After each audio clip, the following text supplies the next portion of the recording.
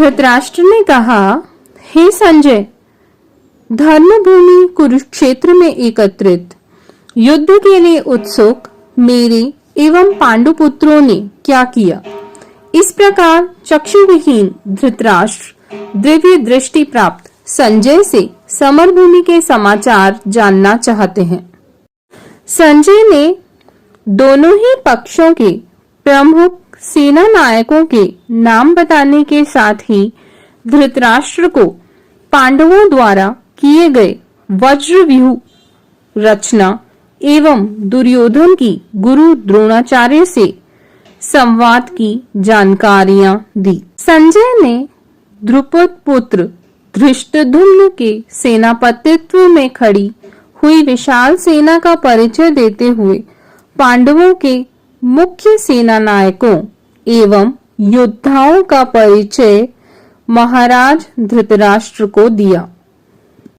दिव्य दृष्टि प्राप्त संजय ने महाराज धृतराष्ट्र को पांडवों की सेना की जानकारी देने के बाद कौरव सेना की जानकारी देते हुए बताया कि भीष्म पितामह के नेतृत्व में 11 अक्षौहिणी सेना कौरवों की तरफ से और 7 अक्षौहिणी सेना पांडवों की तरफ से युद्ध करने हेतु समरभूमि कुरुक्षेत्र में एकत्रित हुई है। संजय ने युद्ध भूमि में रणआतुर दोनों ही पक्षों के महारथी अधिरथी सेना नायकों का परिचय देते हुए महाराज धृतराष्ट्र को विश्वास दिया कि पितामह भीष्म के नेतृत्व में कौरवों की विशाल सेना का सामना पांडवों के धृष्टद्युम्न जैसे नवयुवक सेनापति की सीमित सेना से ही है। इसलिए आप हमारी विजय सुनिश्चित माने।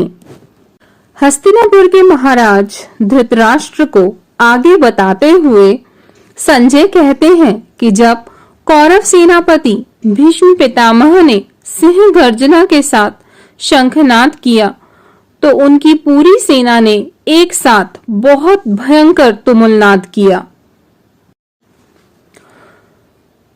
युवराज दुर्योधन अपने पक्ष के सभी योद्धाओं को भीष्म पितामह की रक्षा करते हुए उनके नेतृत्व में युद्ध करने को कह रहे हैं। आचार्य द्रोण ने कौरव सेना में कौंच व्यूह रचना के निर्देश दिए हैं और सेना ने शंखनाद, ढोल नगाड़े और रणभेरियां बजाकर युद्ध हेतु तत्पर होने की घोषणा कर दी है।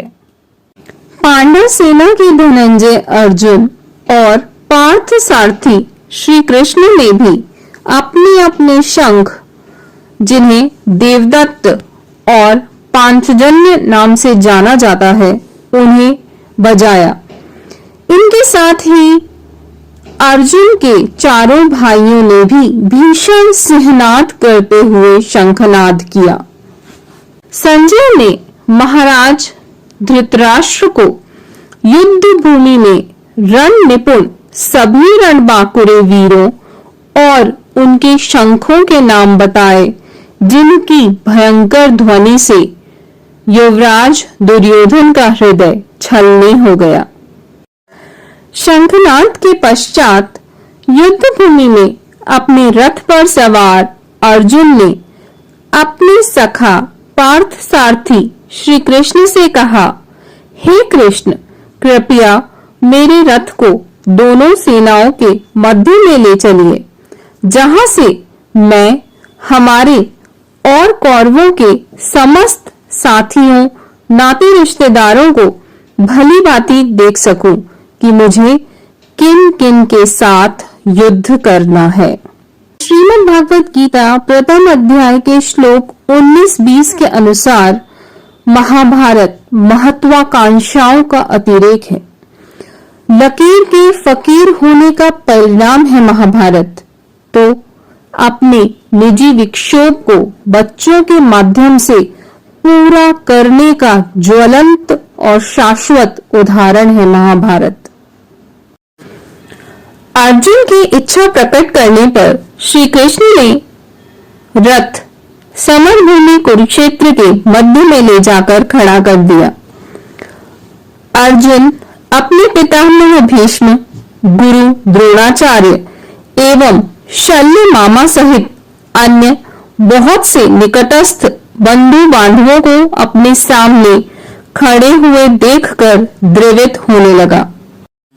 समरांगण में अपने सम्मुख आत्मीय जनों, गुरुजनों एवं परिजनों, बाल्यकाल के सुधीजनों को युद्ध हेतु तत्पर देखकर अर्जुन को करुणा हो गई। उसने श्री कृष्ण से स्वयं की अतिशय कमजोर, दीनहीन परिस्थिति की चर्चा करते हुए बताया कि हे कृष्ण, मुझे चक्कर आ रहे हैं, मेरे हाथ पैर कांपने लगे हैं, मेरे गांडीवधारी हाथों से गांडीव भी छूट रहा है।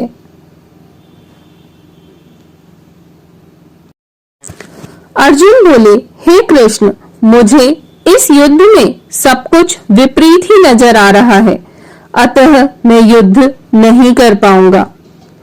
मोह से विचलित अर्जुन बोले, अपने ही हाथों अपनों का संहार तो अपने ही मुंह पर कालिख पोतने जैसा ही है। अपने ही जब युद्ध आतुर हो रहे हैं तो उन्हें मारकर मुझे किसी प्रकार का सुख नहीं चाहिए, ना ही कोई धन दौलत ही चाहिए।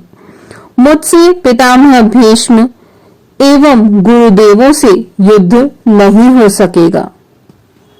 अपने समस्त प्रत्यक्ष और परोक्ष सांसारिक रिश्तेदारों यथा दादा, मामा, श्वसुर, जीजा, साले, भाई, भतीजे, गुरुजन इत्यादि को सामने खड़े देखकर अर्जुन बोले कि हे केशव, इनसे जीतकर मुझे त्रैलोक्य का राज भी स्वीकार नहीं। ये सभी मिलकर मुझे मार भी दें तो भी मैं इनके विरुद्ध हथियार नहीं उठा पाऊंगा। अर्जुन श्री कृष्ण से कहते हैं, आप मेरा आग्रह मान लीजिए, अपने सगे संबंधियों को मारकर पाप का भागीदार ही बनना पड़ेगा। हमें तो अब 5 गांवों की लालसा भी नहीं बची। सामने वाले अगर हमें मार भी दें तो भी इस युद्ध में होने वाले रक्तपात से बेहतर है। हे माधव, आप युद्ध को बंद करवा दीजिए। रणभूमि में अर्जुन कहते हैं कि ये सभी प्रतिद्वंदी हमारे ही कुल को समूल रूप से नष्ट करने हेतु तत्पर हैं। लोभवश इन सभी की बुद्धि पाप एवं पुण्य से विमुख हो गई लगती है, जिन्हें इस युद्ध से होने वाले विनाश का कोई भान ही नहीं है। हे सखा, मुझे इस महाविनाशक पाप कर्म से बचा लीजिए। संजय ने हस्तिनापुर के सम्राट महाराज धृतराष्ट्र को बताया कि पारिवारिक मोह से ग्रस्त अर्जुन ने श्री कृष्ण से यह सब बात कहकर दुखी मन से अपने धनुष बाण महाचमत्कारी गांडीव को रथ में एक तरफ रख दिया और स्वयं पीछे जाकर बैठ गया। श्री कृष्ण ने अपने अद्वितीय वीर सखा अर्जुन को करुणाजनक एवं अवसादग्रस्त जानकर कहा कि हे अर्जुन, यह समय मोह करने का नहीं है, तुम्हें वीरता पूर्वक युद्ध करना चाहिए। तुम्हारे द्वारा किया जा रहा कायरतापूर्ण कर्म अब किसी भी स्थिति में उचित नहीं है। श्री कृष्ण बोले, हे अर्जुन, युद्ध क्षेत्र में तुम ऐसे अज्ञानी क्यों हो गए हो? तुम्हारा यह आचरण यश, कीर्ति एवं पुण्य को नष्ट करने वाला है। अतः हे अर्जुन, हृदय की दुर्बलताओं को त्याग कर युद्ध करो। यही इस समय तुम्हारे लिए सर्वोचित है। मोहग्रस्त अर्जुन श्री कृष्ण से कहते हैं हे कृष्ण, पूज्य पितामह एवं गुरुजनों पर बाण चलाने से अच्छा है कि इस लोक में जीवन यापन के लिए भीख मांगकर पेट भर लिया जाए। युद्ध करने की कल्पना मात्र से ही मेरा शरीर जले जा रहा है। विक्षोभ की स्थिति में अर्जुन कहते हैं कि वैसे तो युद्ध के परिणाम अनिश्चित होते हैं, लेकिन अगर हम जीत भी जाते हैं तो क्या इसके लिए इन सभी पूज्य आत्मीय जनों को मारना श्रेयस्कर होगा? हे प्रभु, मैं आपका शिष्य हूं, इसलिए योग्य एवं कल्याणकारी उचित मार्गदर्शन कर मुझे इस महान दुख से उबारिए। कौरवों एवं पांडवों की सेनाओं के मध्य खड़े रथ पर आरूढ़ शोकाकुल अर्जुन को देखकर श्री कृष्ण हंसते हुए कहते हैं कि हे अर्जुन, तुमने जो मार्गदर्शन चाहा है वो तुम्हारी जिज्ञासा को शांत करने के साथ साथ समस्त मानव जाति के लिए प्रेरणा स्रोत बनेगा। कौरव सेना की तरफ देखकर मधुर मुस्कान के साथ श्री कृष्ण बोले, अर्जुन, ये सभी अधर्मी हैं जो जीते जी भी मरे हुए हैं, इसलिए इनकी मृत्यु पर शोक करना व्यर्थ है। मृत्यु अपराजय है। प्रभु कहते हैं कि सभी का जन्म एवं मृत्यु का अनवरत क्रम जारी रहता है। हम और तुम पहले भी थे और आगे भी रहेंगे। आत्मा शाश्वत है और शरीर परिवर्तनशाली है। अर्जुन को समझाते हुए श्री कृष्ण कहते हैं, जीव की वय अनुसार बाल्यकाल, युवा अवस्था एवं प्रौढ़ अवस्था बनती है। उसी क्रम में आगे बढ़ते हुए उस व्यक्ति को मृत्यु आती है और मृत्यु के बाद पुनर्जन्म से यह प्रक्रिया पुनः प्रारंभ हो जाती है। अतः धीर, वीर एवं ज्ञानी जन इस नश्वर देह के प्रति मोह नहीं किया करते। भगवान मधुसूदन कहते हैं कि शरीर के मिलने और बिछुड़ने से दुख करना सुख और दुख में समान रूप से रहने वालों के लिए योग्य नहीं है। इस ब्रह्मांड में केवल एकमात्र परब्रह्म ही है जो अनश्वर है। परब्रह्म ही सत्य है जिसका कोई क्षय नहीं होता। मानव शरीर नश्वर एवं आत्मा जो कि परमात्मा का अंश मात्र है वो ही अविनाशी है। आत्मा के अमर स्वरूप को पहचानने का प्रयास करो। पार्थ को आगे बताते हुए केशव कहते हैं कि इस नश्वर शरीर को मारना तो दुष्टता और पापों को मारने जैसा है। मृतक की आत्मा कर्मों के अनुसार तुरंत ही दूसरे जीव में प्रवेश कर लेती है।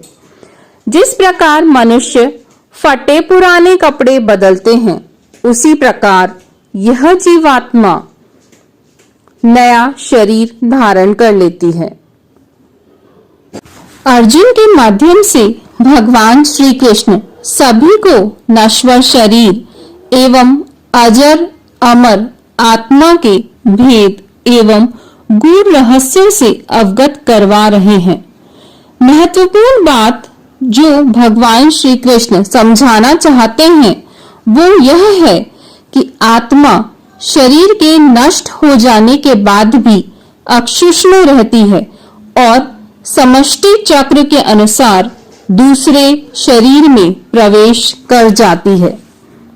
समझने की बात यह है कि आत्मा किसी भी अस्त्र शस्त्र से एवं पंचतत्व यथा अग्नि, जल, वायु इत्यादि से प्रभावित या नष्ट नहीं होती।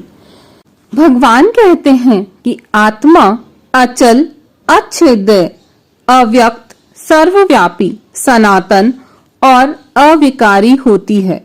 आत्मा के ऐसे अजर, अमर, अविनाशी स्वरूप को समझकर हे पार्थ, आत्मज्ञानियों के अनुसार इन नाशवान शरीरों की चिंता मत करो, और अगर शरीर के साथ ही आत्मा को भी जन्म मृत्यु चक्र के अधीन ही मानते हो तो भी शोक करना उचित नहीं है, क्योंकि पुनर्जन्म भी एक शाश्वत वैदिक प्रक्रिया है।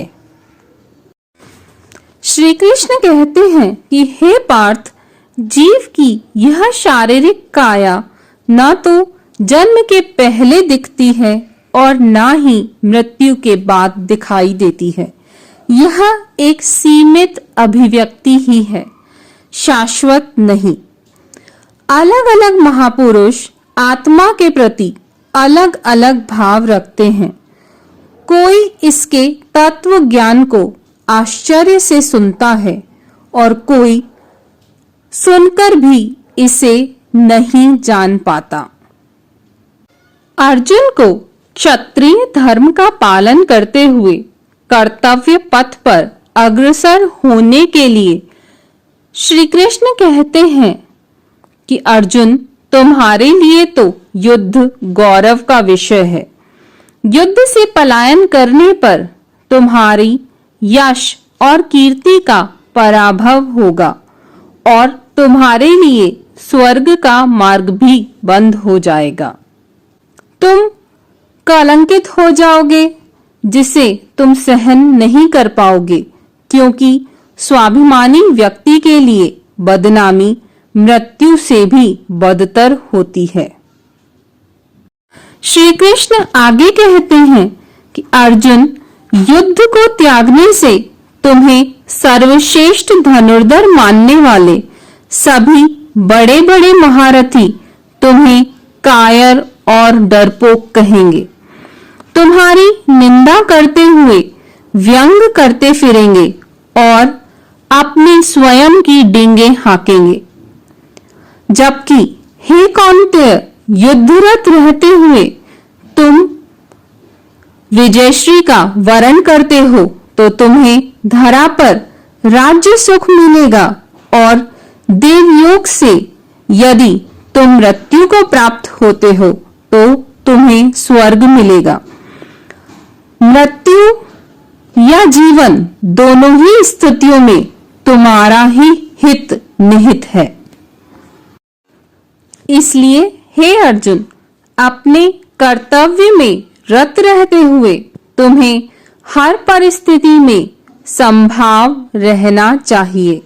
इससे तुम्हें कोई दोष अथवा पाप नहीं लगेगा। निष्काम भाव से कर्म करने वालों का कभी पराभव नहीं होता। भगवान वासुदेव श्री कृष्ण कहते हैं, मैंने तुम्हें आत्मा की अमरता एवं देह की नश्वरता समझाई। अब निष्काम कर्म योग ज्ञान को समझने का प्रयास करना, जिसे करने से किसी प्रकार का कोई पाप नहीं लगता। इसे जानकर तुम्हारे विवेक में वृद्धि होगी। पुरुषोत्तम श्री कृष्ण कहते हैं, इंद्रिय संयम से संचालित होने वाले कर्म निष्काम कर्म कहलाते हैं। इनमें दमन नहीं होता, परिणाम स्वरूप बुद्धि सात्विक रहती है। हे कुरुनंदन अर्जुन, दृढ़ संकल्प के साथ एकाग्र बुद्धि ही सफलता प्रदान करती है। सकाम एवं अनिश्चय की स्थिति में विचार भी अनिश्चित एवं विवेकहीन हो जाते हैं। माधव कहते हैं, हे अर्जुन, केवल भोग विलास, स्वर्ग प्राप्ति मात्र की लालसा रखने वाले कामी व्यक्ति कितनी ही धार्मिक कर्मकांड कर लें, कितने ही बड़ी बड़ी ढींगे हाँक लें, स्वयं को सर्वश्रेष्ठ साबित करने की चाहे कितनी ही कोशिश वो कर लें, उनकी बुद्धि कभी स्थिर हो ही नहीं सकती। हे अर्जुन, 3 विषय यथा यज्ञ, कर्मकांड एवं अपरा विद्या से भी ऊपर उठकर जय पराजय, सुख दुख इत्यादि द्वंद्वों से परे नित्य सदचिंतन करते हुए योग क्षेम की चिंता रहित होकर परम आत्मनिष्ठ बनना है।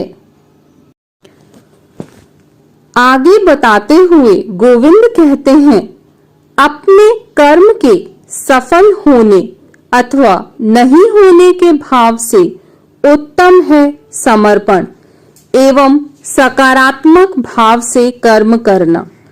हे अर्जुन, इसे ही समत्व योग कहते हैं। इसके 4 चरण होते हैं। अनासक्त भाव से कर्म करना, जिसमें कर्ता भाव प्रभु के प्रति बनाए रखते हुए परिणाम भी उन्हीं के भरोसे छोड़ देना चाहिए।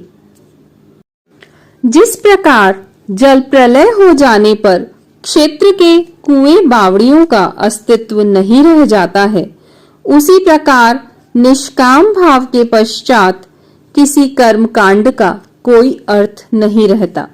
हे अर्जुन, तुम्हारे तो कर्म ही कर्तव्य हैं। फल की कामना से किसी को कर्तव्य पथ छोड़ना उचित नहीं। हे धनंजय, आसक्ति त्याग कर सफलता एवं असफलता की चिंता छोड़कर समभाव से कर्तव्य का पालन करना ही समत्व योग है। इसी बुद्धि के साथ आगे बढ़ो। समत्व योगी पुण्य और पाप दोनों को ही त्याग देता है और जीवन की मुक्ति इसी समत्व योग में ही निहित है। स्थित प्रज्ञ की जानकारी देते हुए भगवान गोविंद कहते हैं कि मनोगत मनवांछित कामनाओं से मुक्त आत्मसंतुष्ट मनुष्य जो सुख दुख लाभ हानि और हार जीत से किसी भी प्रकार से प्रभावित न हो और जिसके जीवन में राग द्वेष शुभ अशुभ भय और क्रोध न हो, वही स्थिर कर्मयोगी होता है। मुरलीधर श्री कृष्ण कहते हैं कि स्थित प्रज्ञ व्यक्ति शुभ में प्रसन्न एवं अशुभ में दुखी नहीं होते। जैसे कछुआ बचाव के लिए समस्त अंगों को सुरक्षित खोल में समेट लेता है, उसी प्रकार स्थिर मना विषयों के रसास्वादन से अपनी समस्त इंद्रियों को दूर कर लिया करता है। ऐसा व्यक्ति शुद्ध आहार विहार कर अपने सभी विचार परब्रह्म में ही लगाता है। भगवान श्री कृष्ण अर्जुन को कहते हैं कि जिसका इंद्रियों पर नियंत्रण होता है, वो ही परम सत्ता का चिंतन और मनन कर सकता है। यही स्थिर बुद्धि का संकेत है। इंद्रियों पर नियंत्रण रखने में असमर्थ व्यक्ति विभिन्न विषय भोगों में विलीन हो जाते हैं, जिनमें बाधा पड़ने पर क्रोध उत्पन्न होता है और इसी क्रोध के कारण अनेक दुष्परिणाम पनपते हैं।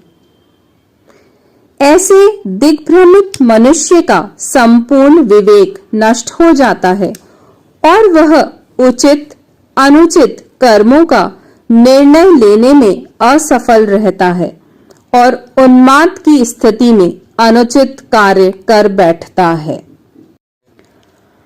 ऐसे अतृप्त काम से क्रोध और क्रोध से मूढ़ भाव उत्पन्न होता है, जिससे स्मृति भ्रम हो जाता है। परिणामतः व्यक्ति सीखे हुए संस्कार भी भूलने लगते हैं, उसकी बुद्धि कमजोर हो जाती है और निर्णायक भूमिका गलत रास्ते चलकर स्थित प्रज्ञता नष्ट हो जाती है। विषयों का चिंतन एवं उनमें रम जाना ही आत्मघात है। भगवान सर्वेश्वर कहते हैं, स्थित प्रज्ञ का चित्त अत्यंत प्रसन्न एवं दृढ़ संकल्पित होता है, उसके सभी दुख समाप्त हो जाते हैं, जबकि योग साधना रहित मनुष्य का किसी भी इंद्रिय सुख पर संयम पूर्ण नियंत्रण नहीं होता, सदैव मन में अशांति ही व्याप्त रहती है। गोविंद आगे कहते हैं, हे अर्जुन, मनुष्य की कोई एक भी इंद्रिय कामना अगर मन में रह जाती है तो नदी में विचरते हुए उस नाव सी स्थिति हो जाती है जो हवा के झोंके से ही मार्ग बदल लेती है। इसलिए हे महाभाव, इस भटकाव को रोककर स्थिर बुद्धि, स्थिर प्रज्ञ होना ही श्रेष्ठतम है। भगवान श्री कृष्ण कहते हैं, जगत में सामान्य जीव की रात्रि परमात्मा से दूरी के समान है, जिसमें वो सोता है, किंतु संयमी पुरुष जागते हुए स्वयं को ईश्वरीय आराधना में लगाते हैं। तत्वज्ञानी जन दिन की दोपहर को भी सदा सांसारिक सुखों से दूर रहते हुए स्थित प्रज्ञ होकर कर्मरत रहते हैं। समस्त भोग पदार्थों की प्रचुर उपलब्धि पश्चात भी संयमित व्यक्ति कामना रहित होकर उनका वैसे ही सीमित एवं सदुपयोग करते हैं, जैसे सभी नदियों के जल से भरने के बाद भी समुद्र अपनी मर्यादा नहीं छोड़ते और जल का वाष्पीकरण होकर पुनः सृष्टि में बरसात करने में सहायक होते हैं। भगवान श्री कृष्ण कहते हैं कि पूर्ण निष्काम भाव से कर्मरत मनुष्य ही चिर शांति प्राप्त करते हैं।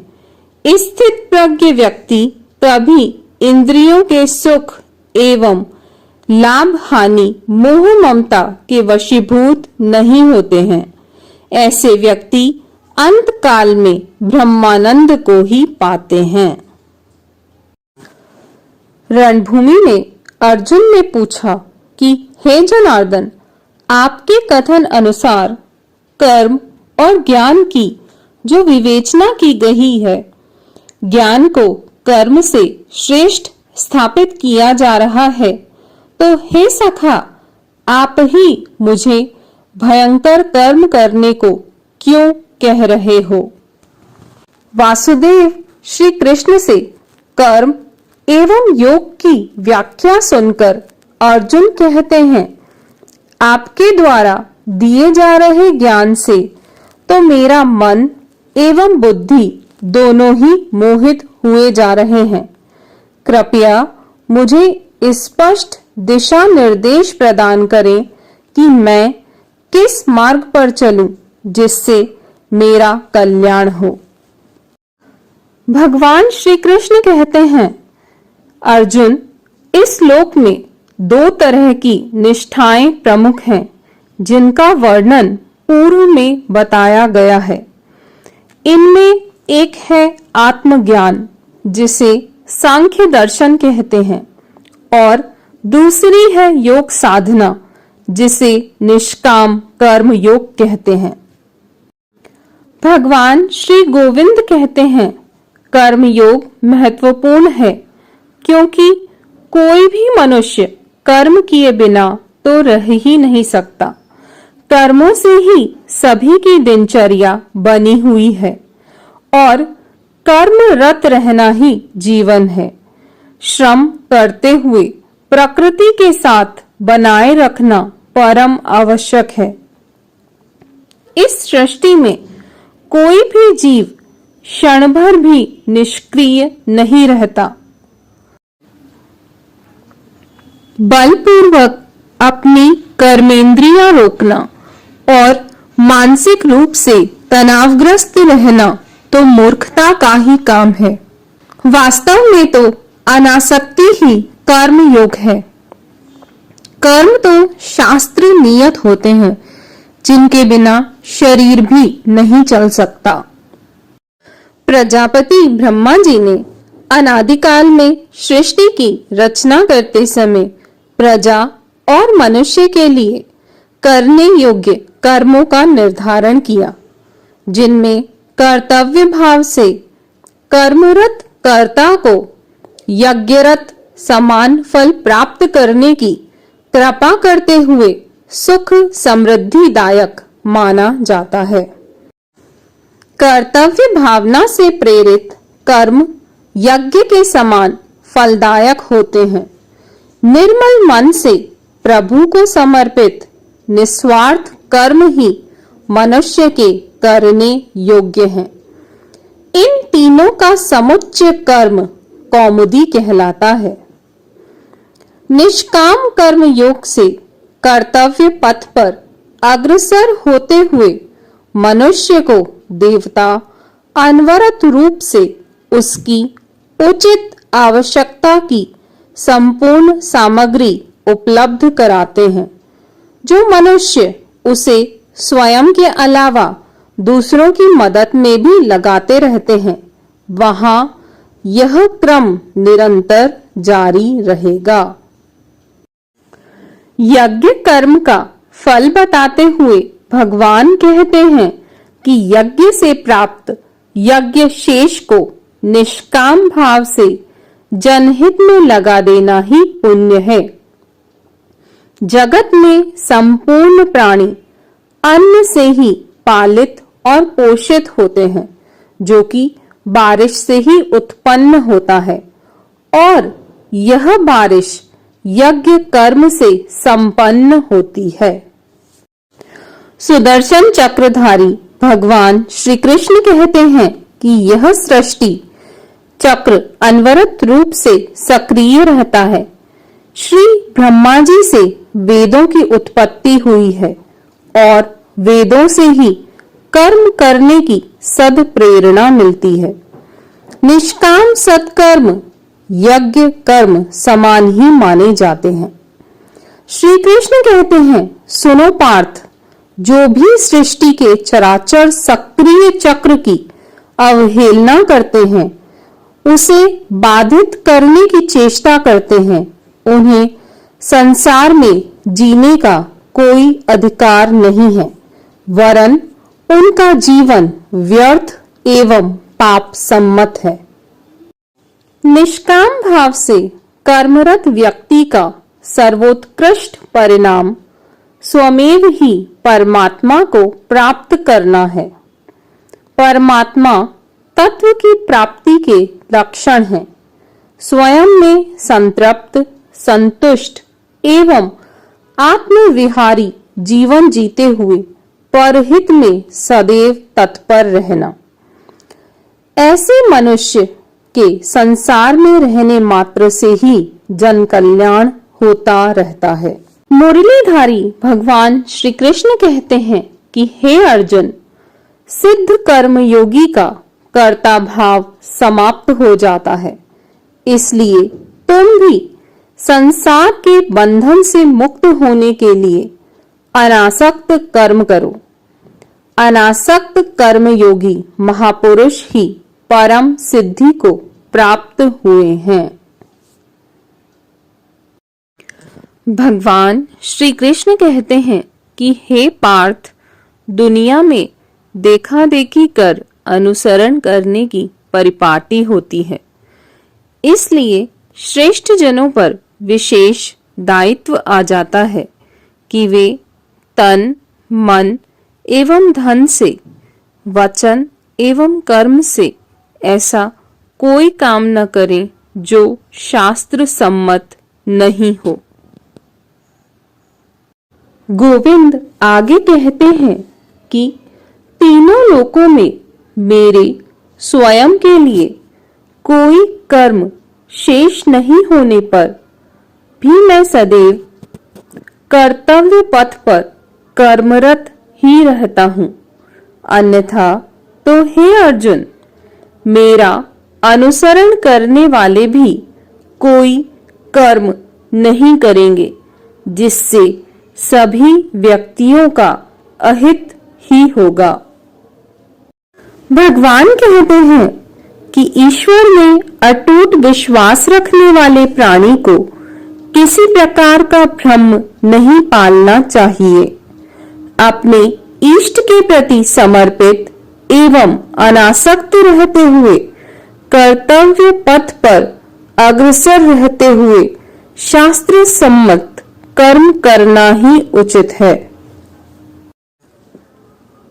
भगवान आगे बताते हुए कहते हैं कि हे अर्जुन, अहंकारवश मनुष्य स्वयं को कर्ता मानता है, जबकि समस्त कर्म प्रकृति के सामंजस्य से ही फलीभूत होते हैं। इस प्रक्रिया और भावना को पूरी तरह जानने और आत्मसात करने वाले ज्ञान योगी कभी भी इस आसक्ति में नहीं पड़ते और वो सदैव प्रभु के प्रति कृतज्ञता व्यक्त करते हुए रहते हैं। अज्ञानी व्यक्ति सदैव ही सत्व, रज एवं तमोगुणों में आसक्त रहते हैं। अतः इन सभी को जानने और समझने वाले सर्वज्ञों को चाहिए कि ऐसे लोगों को धीरे धीरे ही समझाने का प्रयास करें। ज्ञानयुक्त चर्चा से इनकी मति भ्रमित होती है, अतः इनमें तुरंत किसी बदलाव की आशा भी नहीं होनी चाहिए। सुदर्शन चक्रधारी भगवान कहते हैं कि हे अर्जुन, अपने सभी प्रकार की लौकिक इच्छाओं को छोड़कर संताप रहित आध्यात्म बुद्धि से सभी कर्मों को मुझे समर्पित कर कर्तव्य पथ पर आगे बढ़ो। मेरे द्वारा बताए गए मार्ग पर आगे बढ़ने वाले ही सफलतापूर्वक सभी कर्म दोषों से मुक्त रहेंगे। सभी प्राणी अपने प्रकृति प्रदत्त स्वभाव अनुसार ही कर्म करने को उद्यत रहते हैं। प्रत्येक इंद्रियों में राग और द्वेष निहित है। मनुष्य को इन दोनों के ही अधीन नहीं होना चाहिए। ऐसे व्यक्ति का स्वभाव परिष्कृत हो जाता है और उसे इंद्रिय निग्रह भी नहीं अपनाना होता। अपने कथन को जारी रखते हुए भगवान वर्ण व्यवस्था की चर्चा करते हैं कि भारत कर्म प्रधान देश रहा है और सभी के कर्मानुसार ही आदिकाल में 4 वर्णों की व्यवस्था की गई, जो सभी आपस में एक दूसरे के पूरक हैं। मनुष्य को चाहिए कि अपने गुण धर्मों का पालन करते हुए वर्ण व्यवस्था अनुरूप कर्तव्यरत रहें। अनायास हो जाने वाले दुष्कर्मों के हश्र की जानकारी चाहने पर भगवान रजोगुण, तमोगुण एवं सतोगुण की व्याख्या करते हुए कहते हैं कि रजोगुण की प्रधानता से उत्पन्न काम, क्रोध, लोभ, मोह एवं अहंकार इत्यादि ही मनुष्य के सबसे बड़े शत्रु हैं। भगवान कहते हैं कि ये कामनाएं प्राणी के ज्ञान और विवेक को ढक देती हैं। रजोगुण के प्रभाव से उत्पन्न काम भावनाएं ही मनुष्य को पाप की तरफ बढ़ाती हैं।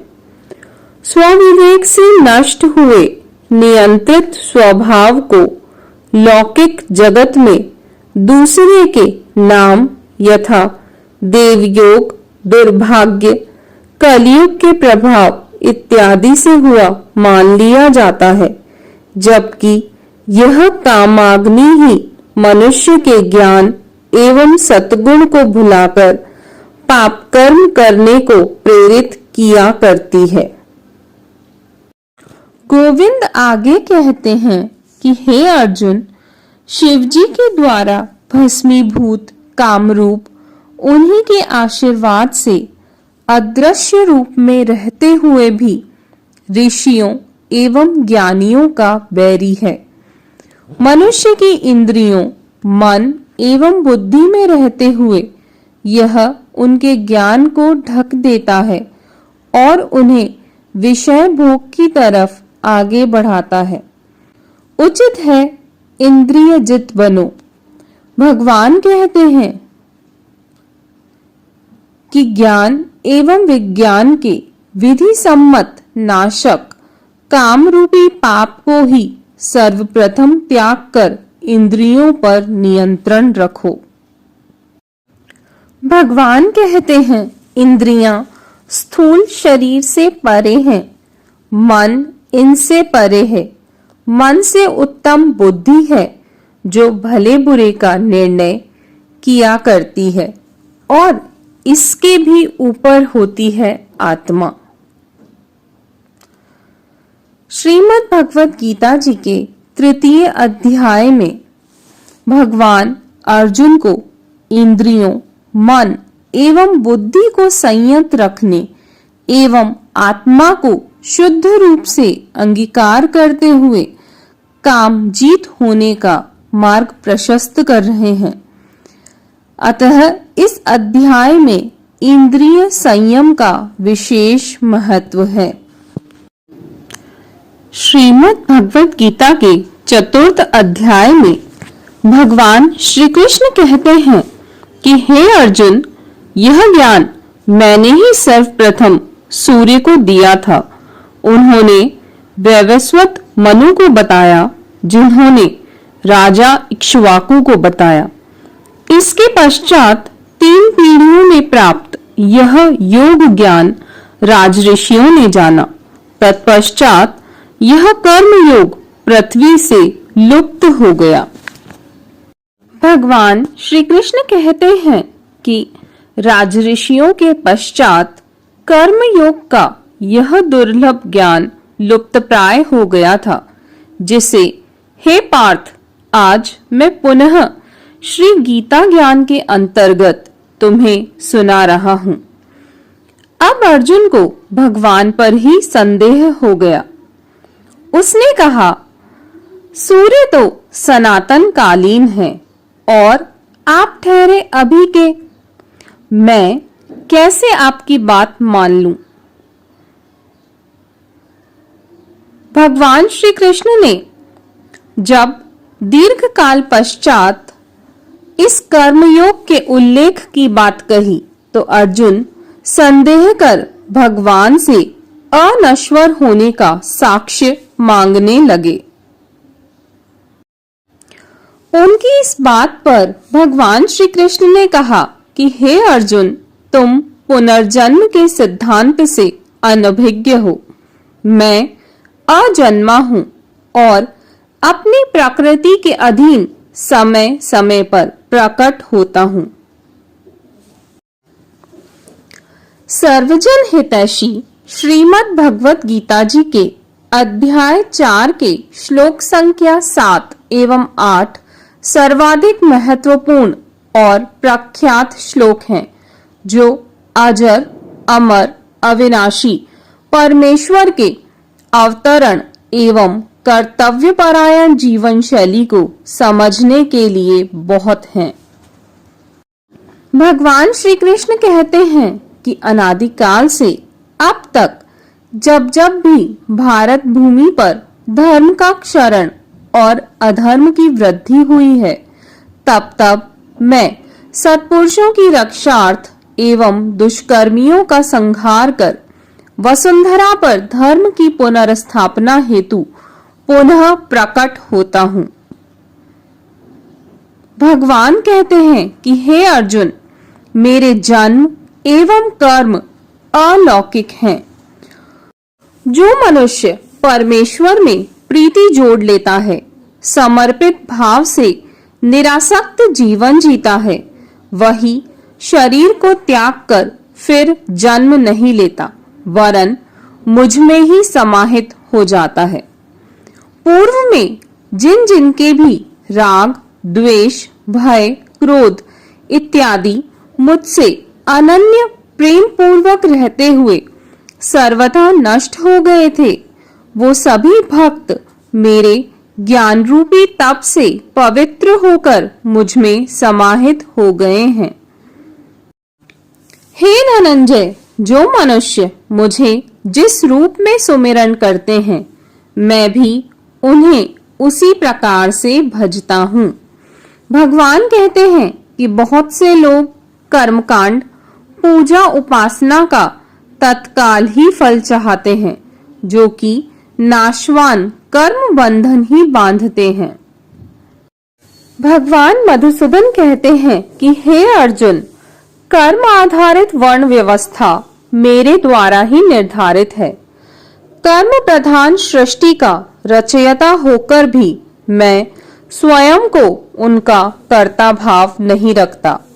मैं हमेशा ही निर्लिप्त भाव से रहते हुए बंधन मुक्त ही रहता हूँ। पूर्व काल में भी सिद्ध जनों ने तत्व ज्ञान को जानते हुए ही कर्म किए हैं। इसलिए हे अर्जुन, पूर्वजों द्वारा किए गए कर्म को करना ही श्रेयस्कर है। बुद्धिमान पुरुष भी कर्म की सत्ता को नहीं समझ पाते, अतः अब मैं तुम्हें कर्म बंधन से मुक्त रहते हुए करने योग्य कार्यों को विस्तार से समझाता हूँ।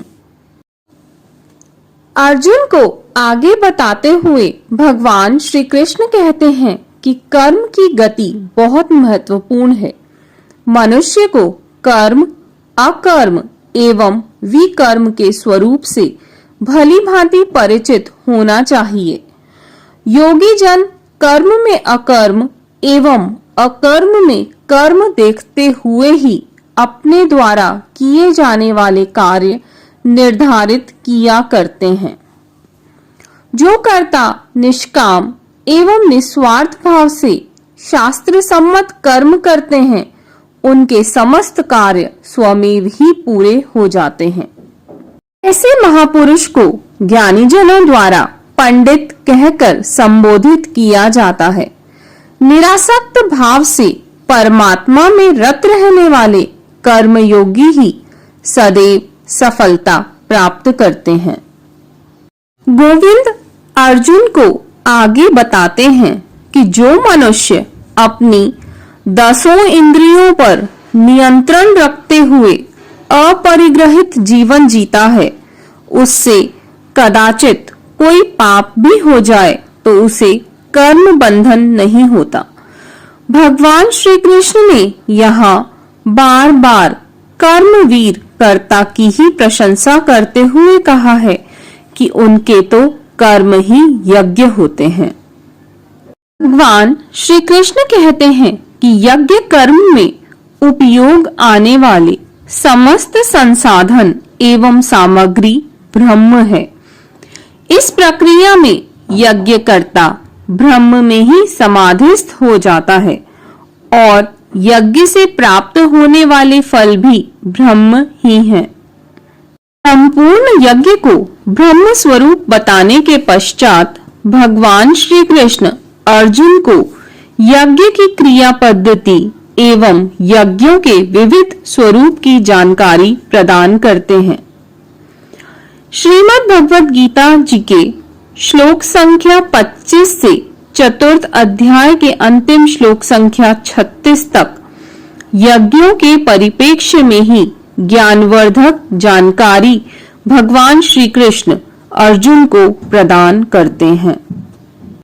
भगवान मधुसूदन कहते हैं कि कोई देवताओं की पूजा अर्चना के निमित्त यज्ञ करते हैं, तो कोई ब्रह्म में ब्रह्म का ब्रह्म से अर्पण करते हुए यज्ञ कहते हैं, तो कोई इंद्रियों को नियंत्रित अर्थात बुरा न देख, बुरा न सुन और बुरा न बोल रखते हुए अपना तप पूरा करते हैं। माधव के अनुसार प्राणायाम एवं विविध संयम उपक्रमों द्वारा श्वास की गति को नियंत्रित करना भी योग है। तो सात्विक जीवन यापन, सत्पात्र को सहयोग एवं सद साहित्यिक स्वाध्याय भी यज्ञ ही है। आगे कहते हैं कि वायु प्रवाह के अंतर्गत प्राण वायु एवं अपान वायु में समन्वय भी एक तरह का यज्ञ ही है। बहुत से योगीराज विभिन्न आहार विहार प्रक्रियाओं यथा पूरक, रेचक एवं कुंभक कर्मों से प्राणों का प्राणों में ही हवन कर पापों से मुक्त होते हैं। भगवान श्री कृष्ण कहते हैं कि ऐसे विभिन्न यज्ञ कर्म करने के पश्चात अमृतमय भोजन को ग्रहण करने वाले ही पंचभूतों में मिलने के साथ ही परमात्मा में विलीन होते हैं। मन, इंद्रिय एवं शरीर की क्रियाओं पर नियंत्रण रखना किसी भी यज्ञ से कम नहीं है, अन्यथा तो मनुष्य लोक भी दुखद ही मानो। गोविंद आगे कहते हैं कि हे अर्जुन, इस चराचर जगत में विविध प्रकार की यज्ञ सामग्रियों से किए जाने वाले यज्ञ के मुकाबले ज्ञान यज्ञ सर्वश्रेष्ठ होता है। इसे विस्तार से समझने हेतु समर्पित भाव से निष्कपट रहते हुए तत्वदर्शी ज्ञानियों की श्रद्धा पूर्वक सेवा करने से प्रसन्न होकर वे उपकृत करते हैं। अर्जुन को समझाते हुए भगवान कहते हैं कि इस ज्ञान योग को पाकर हे अर्जुन, तुम्हारे मोहजनित दोष समाप्त हो जाएंगे। तुम्हारा दृष्टिकोण एक दूसरे से एकाकार हो जाएगा। इस ज्ञान यज्ञ के योगियों को किसी प्रकार का पाप ही नहीं लगता। माधव कहते हैं कि हे अर्जुन, ज्ञान योग की समुचित व्यवस्था उस अग्नि के समान ही जानो जिसमें जैसे ईंधन भस्म होता रहता है, वैसे ही ज्ञान योग में मनुष्य के कर्मों की स्थिति बनती है। निश्चल कर्म योग की साधना से ही ज्ञान योग पूरा होता हुआ जानना चाहिए। श्रद्धा भाव रखते हुए जितेंद्रिय मनुष्य तत्काल ही भगवान को पा लेता है और परम शांति को प्राप्त करता है। विवेकहीन, श्रद्धा रहित और संशयात्मक मनुष्य स्वयं ही प्रगति एवं परमार्थ दोनों से ही भ्रष्ट हो जाता है, जिसके लिए लोक और परलोक दोनों में ही सुख नहीं है। वासुदेव श्री कृष्ण कहते हैं कि हे धनंजय, विवेक एवं श्रद्धाहीन व्यक्ति न तो किसी की बात को सुनता है, ना ही समझता है और ना ही उसकी बातों का अनुसरण करता है। अपने समस्त कर्म भगवान को समर्पित कर संशय रहित होकर युद्ध के लिए तैयार हो जाओ और युद्ध करो। यज्ञ चक्र को समझते हुए अपने कर्तव्य का पालन करो। इस प्रकार समझाते हुए भगवान श्री कृष्ण धनंजय अर्जुन को क्षत्रिय धर्म से युक्त कर्मयोग रत रहते हुए प्रभु को समर्पित रहने का संदेश देते हैं। श्रीमद् भगवद गीता जी के 5वें अध्याय, जिसे कर्म संन्यास योग के नाम से भी जाना जाता है, में भगवान श्री कृष्ण कहते हैं कि हे अर्जुन, जो पुरुष न किसी से द्वेष करता है और ना ही कोई अपेक्षा रखता है, उसे सदैव सन्यासी ही समझना चाहिए। राग द्वेष आदि से द्वंद्वों से रहित कर्मयोगी सुखपूर्वक सांसारिक बंधनों से मुक्त हो जाते हैं।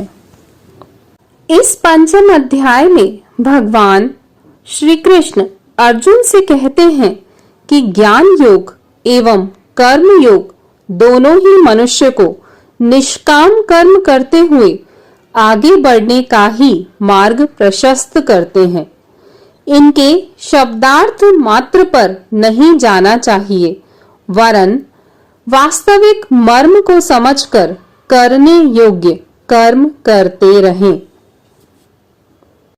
हे अर्जुन, कर्म योग के बिना संन्यास योग की पालना अर्थात कर्ता भाव का त्याग बहुत कठिन है, जबकि भगवत भावरत कर्मयोगी शीघ्र ही भगवान को पा लेता है। शुद्ध मन से आत्मविश्वास के साथ संपूर्ण चराचर में परमात्मा के दर्शन करने वाले कर्मयोगी सदैव ही निर्लिप्त रहते हैं।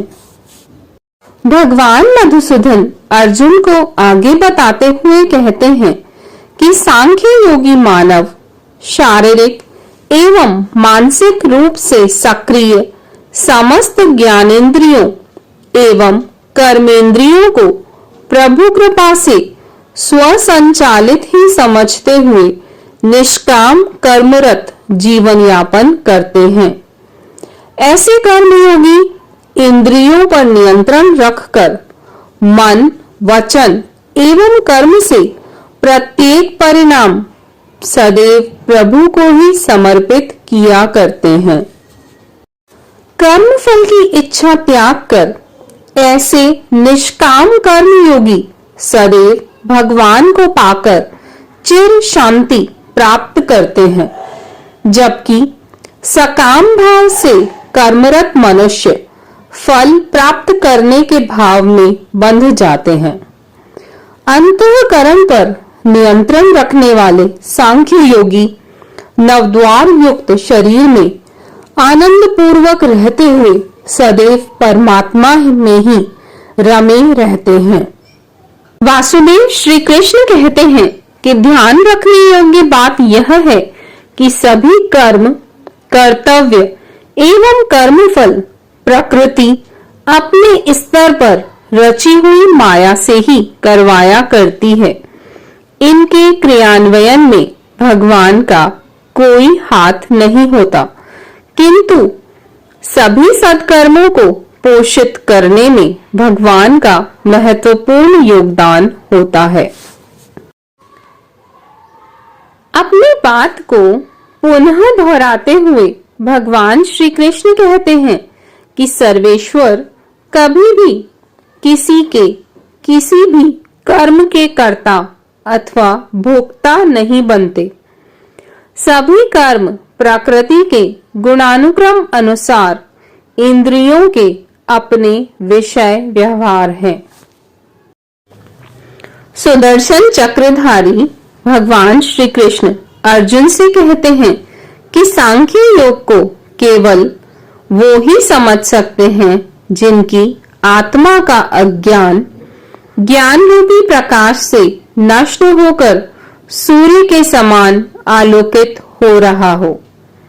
अपनी बुद्धि को अंतर्मन से परम पूज्य प्रभु में समाहित करने वाले सदैव पाप मुक्त रहते हुए पुनर्जन्म के कुचक्र में नहीं पड़ते।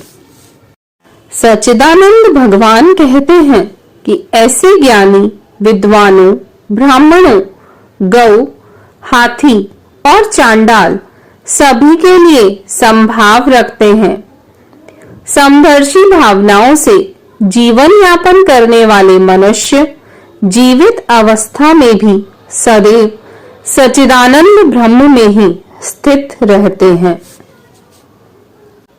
श्रीहरि कहते हैं कि मानव शरीर में जीते जी जो साधक काम, क्रोध, लोभ एवं मोह के मद पर विजय प्राप्त कर लेते हैं, वो सच्चे सुखी एवं महान योगी समान ही है। जो मनुष्य आत्मा में जीते हुए आत्मज्ञान के साथ जीते हुए अंतरात्मा में सुखी महसूस करता है, वही परब्रह्म परमात्मा को प्राप्त कर मोक्ष को प्राप्त होता है। अपने कर्तव्यों का निर्वाह करते हुए जो कोई उसके सम विषम परिणामों से प्रभावित हुए बिना भी समान समर्पित भाव से जीवन जीता है, उसे परब्रह्म परमात्मा में स्थित मानना चाहिए।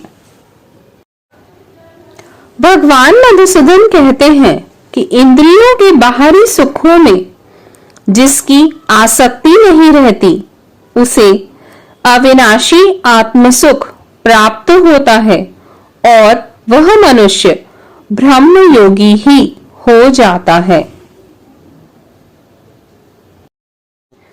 संशय रहित सर्वहितैषी एवं संयमी मनुष्यों के सभी पाप नष्ट हो जाते हैं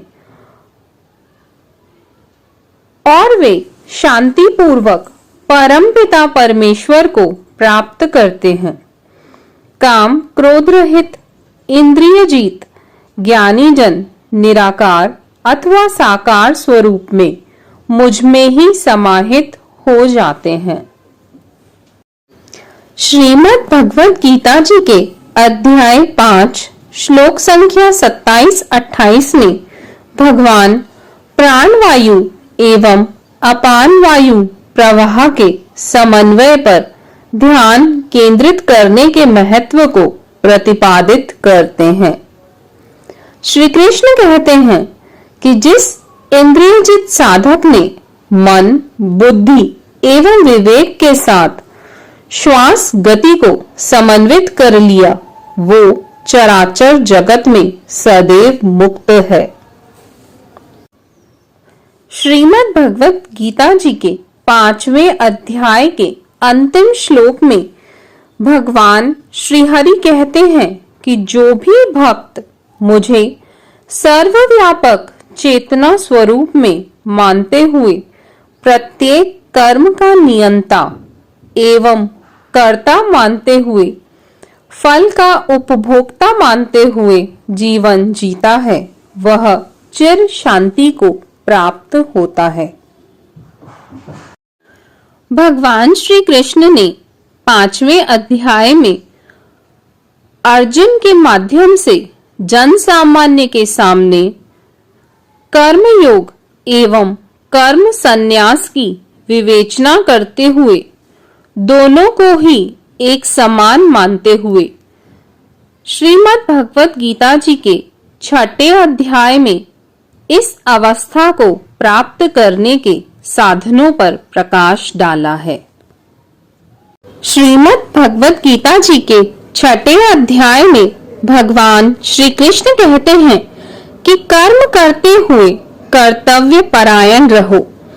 कर्म फल की इच्छा को त्याग कर अपने दायित्व को निष्ठा पूर्वक निभाना ही कर्म योग एवं कर्म संन्यास है। भगवान कहते हैं कि निष्काम भाव से कर्तव्य पालन करते हुए आगे बढ़ने वाले कर्ता स्वमेव ही योगारूढ़ हो जाते हैं। कर्ता जब प्रत्येक इंद्रियों सुख भोग से स्वयं को विरक्त कर लेते हैं, उसी समय में वह व्यक्ति योगारूढ़ कहलाता है। श्रीमद् भगवत गीता जी के अनुसार व्यक्ति स्वयं ही अपना मित्र एवं स्वयं ही अपना शत्रु है। इस कथन की व्याख्या करते हुए भगवान श्री कृष्ण कहते हैं कि जो मनुष्य इंद्रियों के दूषित प्रलोभनों में नहीं पड़ता, वह स्वयं का मित्र एवं जो व्यक्ति इंद्रियों के प्रलोभन में आकर अपने सत्कर्मों को छोड़ देता है, वह व्यक्ति स्वयं ही स्वयं का शत्रु कहा गया है। देवकी नंदन भगवान श्री कृष्ण कहते हैं कि अपनी ज्ञानेंद्रियों एवं कर्मेंद्रियों पर संपूर्ण विजय प्राप्त योग्य जन प्रत्येक परिस्थिति में सम्यक जीवन जीते हुए अपने अपने कर्तव्यों में ही लीन रहते हैं। ऐसे व्यक्तियों के लिए सुख दुख, आमोद प्रमोद, सर्दी गर्मी, कंचन रज, यश अपयश अर्थात सभी तरह की परिस्थितियां समान ही हैं और वह व्यक्ति ही सिद्ध योगी होते हैं। अर्जुन को आगे बताते हुए यशोदानंदन कहते हैं कि कर्मयोगी पुरुष सुहृदयता, बैरभावी, मित्र अपरिचित, सहयोगी, द्वेषपूर्ण सभी व्यक्तियों को समान भाव से देखते हुए ही व्यवहार करते हैं। भगवान कहते हैं कि ऐसी स्थिति आसान नहीं है। ऐसे दुर्गम मार्ग पर चलते हुए अपने मन एवं इंद्रियों को वश में रखने वाले योगी अपरिग्रह के साथ अपने अंतःकरण की शुद्धि करने के लिए लगातार कार्य करते हैं। जीते जी आत्मा को परमात्मा से जोड़ने के लिए योगासन को ही प्रमुख मानते हुए श्रीमद् भगवत गीता जी के अध्याय 6 के श्लोक संख्या 11 से 15 तक विस्तार पूर्वक विवेचना की गई है। वासुदेव श्री कृष्ण कहते हैं कि योगासन के लिए शुद्ध भूमि पर कुशा, मृगछाला एवं साफ सूती वस्त्र बिछाकर स्थिर चित्त होकर बैठें। अब एकाग्रचित होकर अपने मन को बाह्य विषयों से हटाकर अंतर्मुखी होते हुए अंतःकरण की शुद्धि के लिए प्राणायाम श्वसन क्रिया को अपनाना चाहिए। योगासन की विभिन्न मुद्राओं में से एक कमलासन मुद्रा में आसन पर बैठकर अपने संपूर्ण शरीर, मेरुदंड, गर्दन और सिर को सीधी रेखा में रखते हुए अपनी दृष्टि नासिका के अग्रभाग पर केंद्रित करें और अब शांत एवं स्थिर चित्त होकर निर्भय रहते हुए प्राणायाम के साथ भगवान में अपना चित्त लगाएं। मधुसूदन कहते हैं कि हे अर्जुन, जब कोई भी मनुष्य योगासन में एकाग्रचित होकर मेरा ध्यान करता है तो वो परमानंद का एहसास करते हुए असीम ऊर्जा एवं शांति को प्राप्त करता है। भगवान आगे बताते हुए अर्जुन को कहते हैं कि योग की साधना के लिए कोई बंधन आवश्यक नहीं है, वरन संयमित आहार विहार एवं शुद्ध समर्पित जीवन शैली ही पर्याप्त है। भगवान कहते हैं अति सर्वत्र वर्ज्यते। नियमित रूप से संयमित एवं परिमित आहार विहार कर्म एवं दिनचर्या के पालन करने वाले ही सिद्ध योगी होते हैं, जिनके सभी दुखों का नाश होता है। इस प्रकार हर कामना से मुक्त होकर भगवान में चित्त लगाने वाला मनुष्य ही योगी कहलाता है। प्रभु श्री हरि बताते हैं कि जिस प्रकार स्पंदन रहित वातावरण में दीपक की ज्योति स्थिर रहते हुए अंधकार को दूर करती है, उसी प्रकार जब योग साधक का मन एकाग्रचित होकर इधर उधर भटकना बंद कर देता है और अपने प्रभु के प्रति समर्पित हो जाता है, तभी इसे ध्यान लगना कहा जाता है। ऐसे साधकों को यदा कदा दिव्य अनुभूतियां भी होने लगती हैं। मधुसूदन आगे कहते हैं कि हे अर्जुन, निरंतर अभ्यास के साथ जिस साधक का रजोगुण, तमोगुण एवं यहाँ तक कि सतोगुण से भी मोह समाप्त हो जाता है, उसे केवल और केवल परमात्मा के प्रति समर्पित भाव ही सृजित होते हैं। ऐसे विलक्षण योगी जिनका मोह तीनों ही प्रकार के गुणों से समाप्त हो गया है, वो किसी भी विषम परिस्थिति में विचलित नहीं होता और स्थायी परम आनंद को प्राप्त करता है। संकल्प मात्र से उत्पन्न होने वाली सभी कामनाओं एवं इंद्रिय जनित सुखों को त्याग कर उत्साह पूर्वक शांत चित्त ध्यानस्थ योगी को होने वाले असीम आनंद को ही अविनाशी सुख कहा गया है, जिससे आप वो योगी कभी विचलित नहीं होता।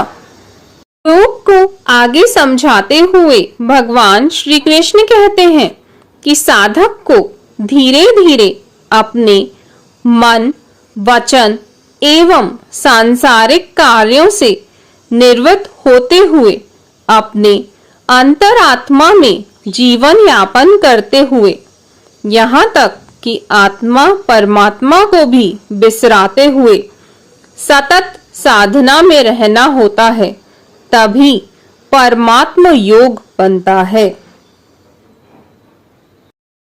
जिस साधक के मनोभाव रजोगुण मुक्त, पाप कर्म शून्य एवं शांत वृत्ति वाले होते हैं और निरंतर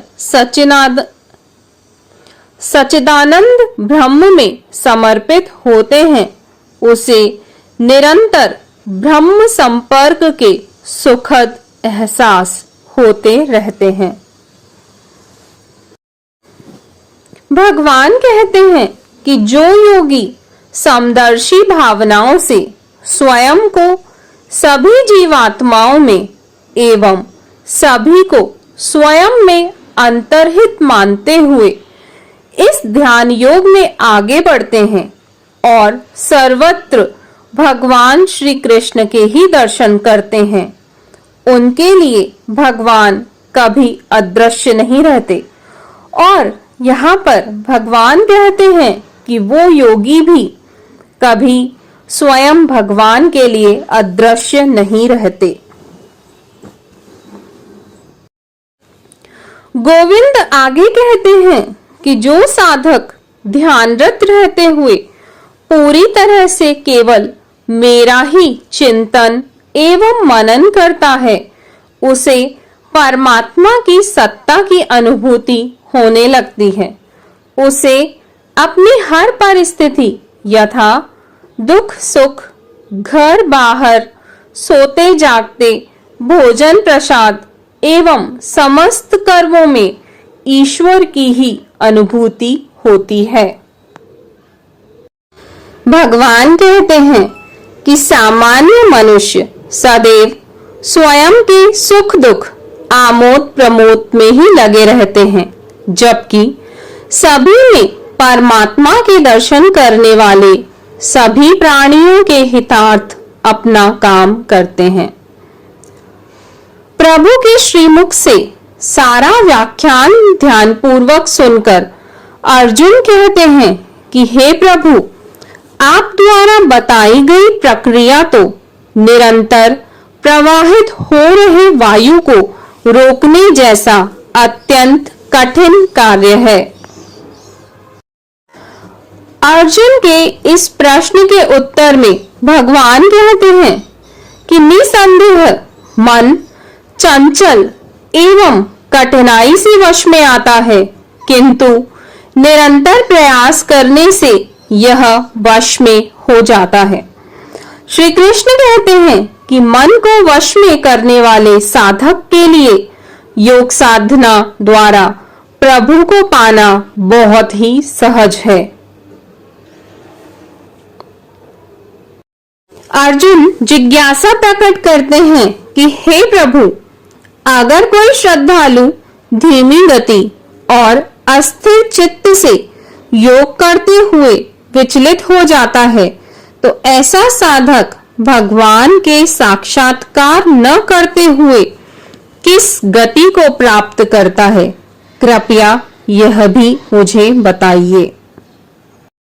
अर्जुन अपना संशय प्रकट करते हुए पूछते हैं कि हे प्रभु, कहीं ऐसा व्यक्ति पथ भ्रष्ट होकर नष्ट तो नहीं हो जाता? उसके लिए दीन दुनिया में साधारण व्यक्ति के रूप में रहना भी मुश्किल तो नहीं हो जाता? कृपया आप यह सब मुझे समझाइए। इस षष्ठम अध्याय के अंतिम श्लोकों में भगवान ने अर्जुन के संशय का निवारण करते हुए बहुत महत्वपूर्ण संदेश दिए हैं। सर्वप्रथम श्री कृष्ण कहते हैं कि हे पार्थ, भगवत प्राप्ति के लिए किए गए प्रयासों से किसी भी प्रकार की हानि या दुर्गति नहीं होती, अतः साधक को निराश होकर योग साधना नहीं छोड़नी चाहिए। भगवान कहते हैं कि योग साधना में विचलित साधक की साधना भी व्यर्थ नहीं होती।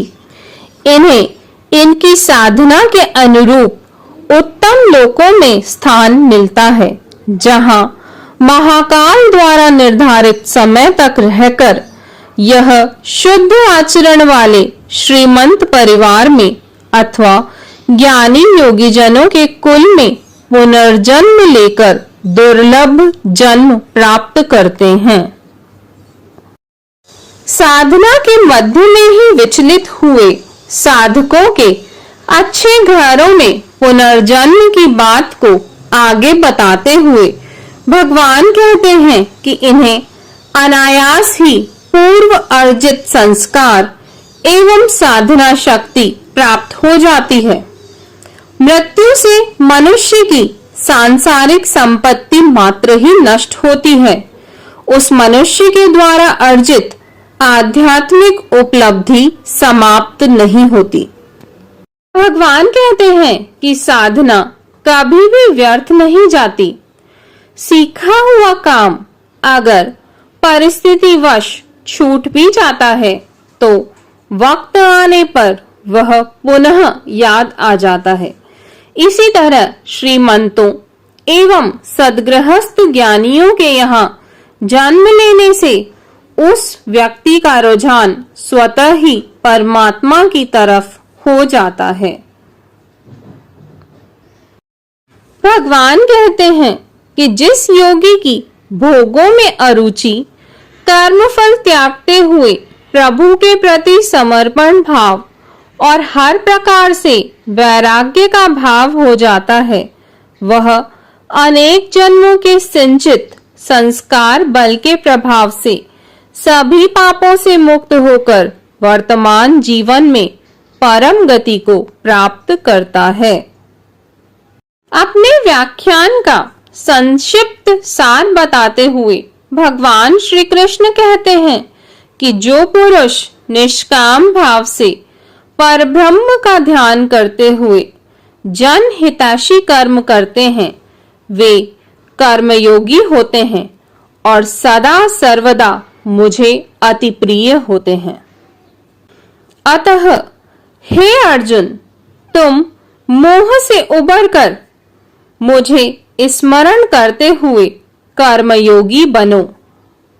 अपने क्षत्रिय धर्म का पालन करते हुए संयमित भाव से समायोचित दायित्व निभाओ।